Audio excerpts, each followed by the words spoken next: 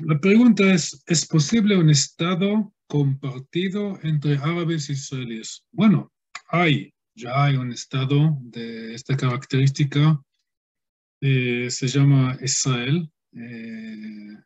Este Estado nació en 1948 y en su momento, en el primer momento, había como 12% de árabes en una población de 650.000 habitantes y hoy es un país con casi 9 millones de habitantes, desde lo cual 21% son árabes. Claro que decir árabe es una generalización porque hay dentro de los no judíos que son árabes, son de la cultura árabe, hay drusos, hay cristianos y dentro de los árabes musulmanes hay beduinos distintos, pero como una generalización válida, hay una minoría de 20% más o menos dentro del Estado de Israel. Así que la respuesta es no solamente sí como una teoría, sino es una práctica. Existe. Y en total contradicción a lo que dicen muchos anti-israelíes, que la gran parte de ellos son ignorantes, los otros son mentirosos.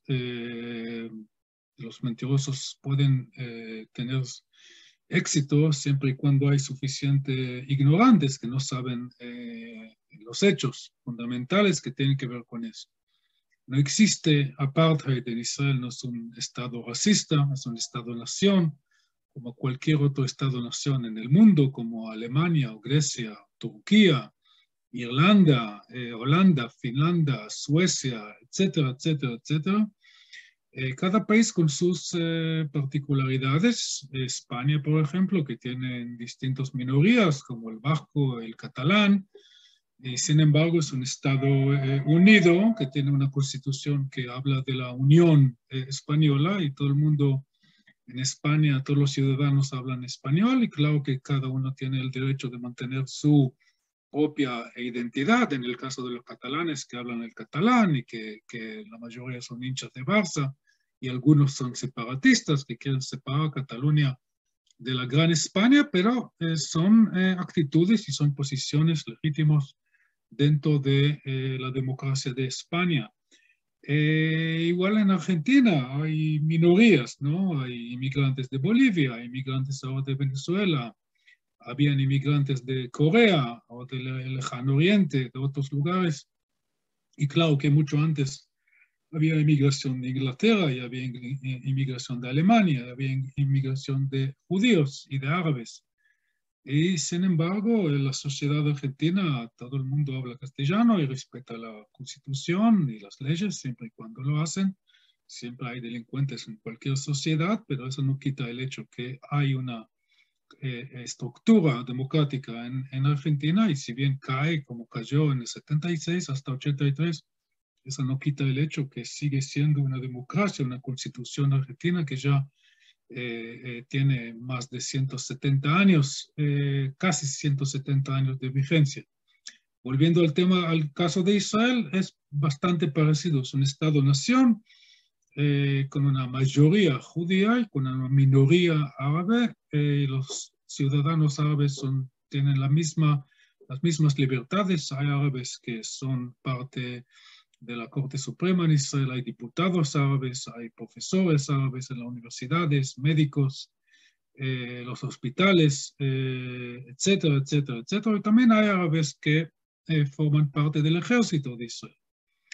Muchos de ellos no quieren hacerlo porque el Estado de Israel está en conflicto con el mundo árabe, entonces puede pasar una cosa inquerida, ¿no? Que un árabe israelí que va a pelear con su hermano que vive en Siria o en Egipto o en Líbano. Por el otro lado, hay los drusos, por ejemplo, que todos los varones hacen el servicio militar, las mujeres de este grupo no lo hacen. En el caso de las mujeres judías sí lo hacen. Sí que es una mezcla muy interesante de comportamientos y de hechos, pero todo eso es parte de una democracia muy fuerte, muy vigente, muy viva y muy muy dinámica, ¿no? Ahora, puede ser que la pregunta tenía que ver con un Estado compartido entre los palestinos que viven en Cisjordania y en la Franja de Gaza con el Estado de Israel. Eso sería ya un Estado binacional, como en Bélgica, por ejemplo, donde hay dos etnias, o en Suiza, donde hay tres etnias. Y no voy a volver a la comparación con España porque no es un Estado binacional en ese sentido. Líbano solía ser un Estado binacional y Yugoslavia era un Estado seis-nacional.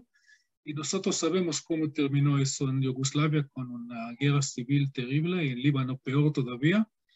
En Líbano había un Estado binacional, musulmanes y cristianos, a base de una constitución de los años 30 y 40, donde ambas poblaciones recibieron más o menos los mismos derechos de control del país y el hecho fue que a través del tiempo la población musulmana se hizo mucho más grande y la bronca y la frustración entre esta población musulmana fue creciendo porque dijeron cómo podemos seguir respetando la constitución original, a donde había un momento que casi había 50-50, mitad y mitad, pero ya en los años 70 o antes todavía, los años 60, ya los musulmanes eran mucho más que los cristianos y ahí se armó una guerra civil iniciado más que todo por los refugiados palestinos, o más bien la OLP, que llegó al sur de Líbano después de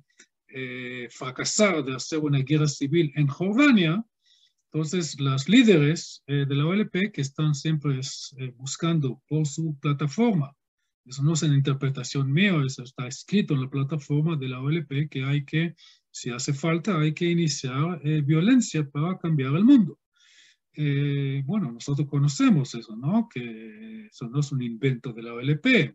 Todo el terrorismo tiene que ver con este concepto. Vamos a matar gente y con eso vamos a cambiar el mundo. Bueno, a mí me parece una idea terrible, espero que ustedes también, pero volviendo a los hechos y la historia, la OLP, después de haber fracasado en Jordania en 1970, se instala en el sur del Líbano y en 1975 logra armar allá la guerra civil que en 15 años, entre 1975 y 1990, mueren 250.000 libaneses y una cifra 4 veces más grande, por lo menos, huye del Líbano y con eso arruina un país de maravilla que era Líbano hasta los años 60. Muchos europeos de la alta sociedad, ¿no? Gente con mucha plata, venían a veranear, ¿no? Como en Punta del Este, venían a Beirut. Fue un lugar de lujo, con hoteles, con restaurantes, con la playa del Mediterráneo, y bueno, y quedó en ruinas. Volviendo al caso de Israel, si me preguntan a mí si yo quiero tener este futuro de Líbano o de Yugoslavia o de casi en Jordania por el liderazgo palestino, no. Entonces, simplemente no. Entonces, yo estoy en total, no soy el único, total rechazo de esta idea de tener un país binacional dentro del territorio de Palestina. Entonces, si ustedes preguntan cuál sería la solución de mi punto de vista, entonces yo voy a volver a postura de Yitzhak Rabin, que fue asesinado en 1995 por un fundamentalista judío, que lo asesinó, pero Rabin dijo que deben haber en la región entre el desierto y el mar solamente dos estados-nación, un estado-nación judío, otro estado-nación árabe, donde los palestinos van a tener la solución junto con dentro del estado de Jordania, y la frontera entre ambos países va a ser definida con una negociación, como se hace en cualquier otro caso, como en el caso de la paz entre Israel y Egipto o otros casos distintos en el mundo. Resumiendo entonces, ¿es posible un estado compartido entre árabes e israelíes? Sí, ya hay uno, se llama el Estado de Israel, y es una democracia próspera justamente por ser un Estado-nación con una minoría clara de 20% y con una mayoría clara de 80%, como pasa en otros lugares en el mundo. La idea de tener un Estado binacional es como decir, estamos esperando una guerra civil con por lo menos 300.000 o más muertos y más refugiados y una destrucción de un país que fue construido muy despacio en 70 y pico de años.